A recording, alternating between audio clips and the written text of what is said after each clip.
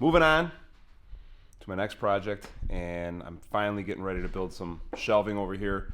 I got some of these really cool bins coming from Detailing Division, and I know they're going to fit perfectly right over here to actually accommodate my buffing pad storage. So I wanted to get a little bit more organized with my buffing pads.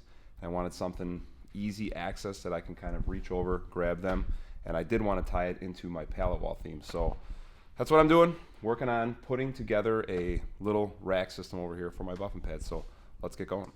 All right, let's take a look at just what we're going to be using. Very simple, galvanized pipe, 1/2 inch, got the base, I got the cap, and essentially this is going to thread right in here, and then it's going to bolt to the wall, and then I'm going to put my cap on.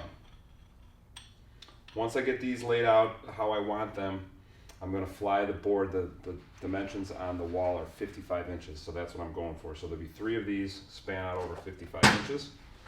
Put these together real quick.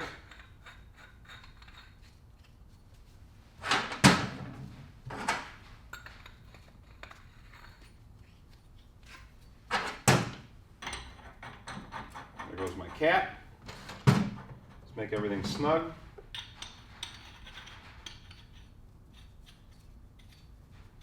You guys get the idea. Starting to come together here. And before I move the camera down where it's going, essentially it's just going to go into the wall just like that. Then the wood will fly over and float. This way I don't have to have legs. It'll be off the ground. It'll be nice. I'm going to reinforce the boards here with these multi-purpose construction screws. They're 3 inches, so I want to just reinforce this. I don't expect much weight to be on there, but nonetheless I still want to do it. And then I'm actually going to set these in the wall with these exterior screws. Number 9 screws are 2.5 inches long. So I think this will be enough to accommodate what I'm trying to hold. Again, they're just buffing pads. This should do.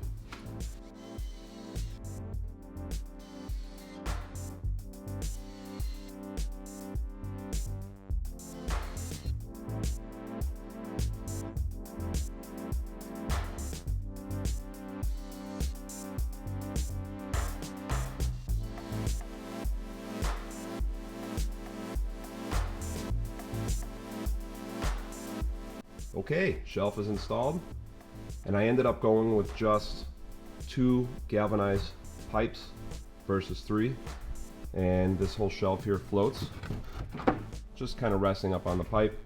It's not going to be holding a lot of weight, just buffing pads, and I wanted to wait to extend this pallet wall theme until I get the crates, because I want to make sure the measurements are just right. But I'm going to carry the pallet wall theme up, and I'm going to build another shelf up there.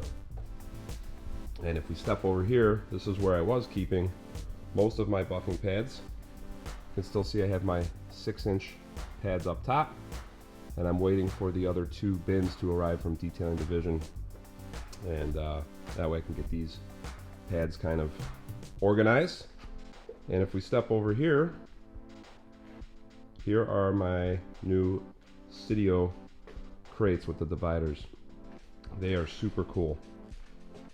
You can see I got a couple of my 5-inch pads in here.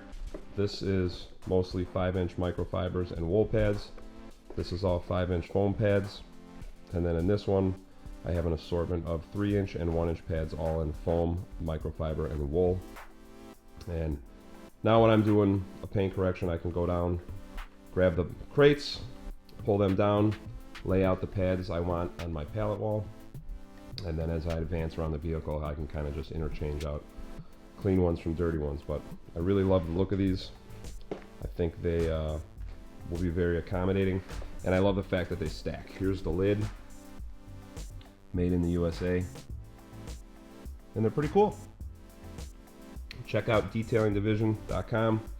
They have a couple different assortments of these with color combinations and different dividers and stuff. So definitely excited about this. I got some more coming to take care of the buffing pads, but thank you guys for watching, and we'll see you on the next video. I'm excited because I'm getting a new pressure washing system. I'm going to be doing a whole YouTube video on that. I got to run some plumbing work up and over, but in the meantime, you guys have a good one. See you on the next video.